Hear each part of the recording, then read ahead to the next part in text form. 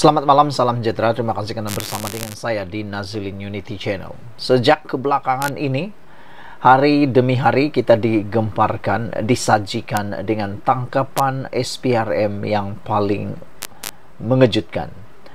Bahkan tangkapan demi tangkapan menjadi lebih pelik dan lebih pelik dan lebih pelik lagi. Ada yang kita tak pernah dengar akhirnya ditangkap. Mungkin inilah hebatnya Perdana Menteri kita yang terkini, yaitu Anwar Ibrahim, dalam menangani kes rasuah yang ada di Malaysia. Dalam banyak perkara, saya memang menyanjung tinggi Anwar Ibrahim dalam memerangi perang rasuah ini. Saudara-saudara sekalian, hari ini kita digemparkan dengan satu tangkapan oleh SPRM yang membabitkan penjualan emas bernilai ataupun seberat 100 kilogram. Yang ini yang kata tadi pelik. Tak pernah saya dengar SPRM menangkap orang gara-gara jual emas seberat 100 kilogram. Siapa boleh tolong kira berapa nilai 100 kilogram itu? Dan agak-agak lah kan, berapa banyaknya, berapa besarnya, dan berapa bentuknya emas 100 kilogram. Ini bukan 100 gram, ini 100 kilogram. Dan perkara ini pula berlaku di Sabah. Banyaknya 100 kilogram kan, dari mana dia dapat emas tuh? Itu yang menjadi persoalannya. Dan kenapa SPRM tangkap orang yang jual 100 kilogram ini?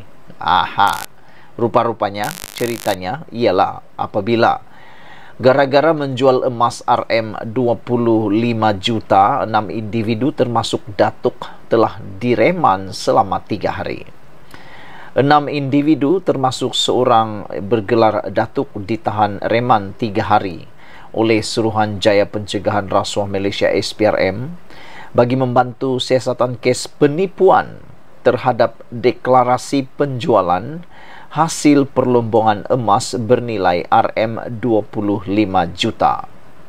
Semua suspek iaitu 5 lelaki dan seorang wanita yang berumur antara 42 hingga 67 tahun ditahan di pejabat SPRM Tawau tengah malam tadi bagi membantu siasatan mengikut Seksyen 420 Kanun Keseksaan.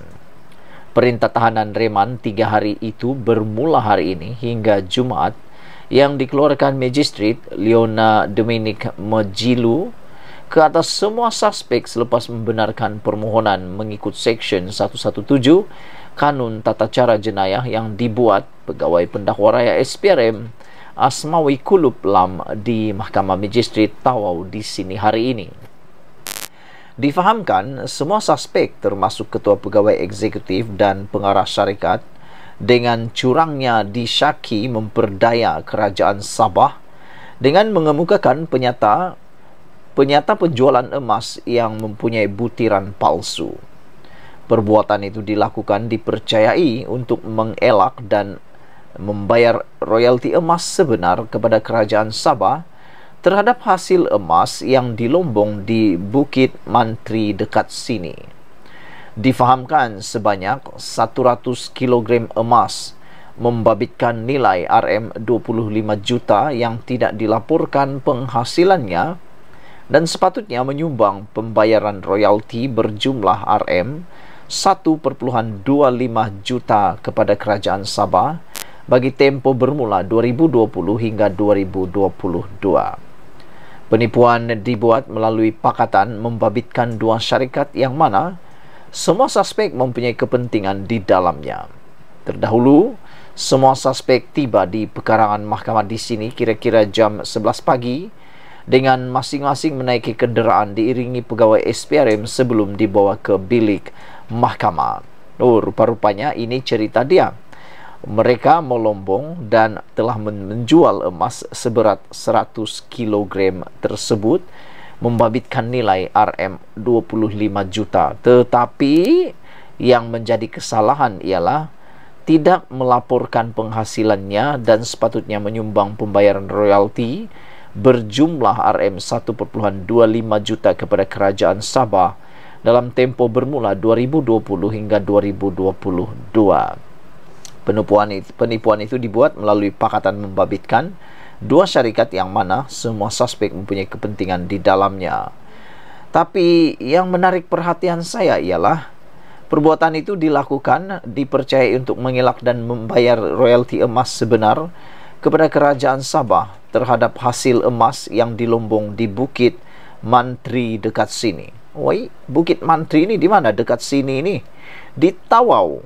Aha, di Tawau. Rupa-rupanya ada pelombongan emas di Bukit Mantri di Tawau. Betul kan ya? Kalau betul, banyak juga emas dorang nih sampai boleh mencecah 100 kg tersebut. Dan sebenarnya perbuatan mereka ini telah menyebabkan kerajaan negeri Sabah kerugian royalti sebanyak 1,25 juta. Apapun yang kita ceritakan pada malam ini, walaupun ianya menarik perhatian tentang emas dan sebagainya, isi utama kepada berita kali ini ialah betapa berfungsinya SPRM sekarang ini.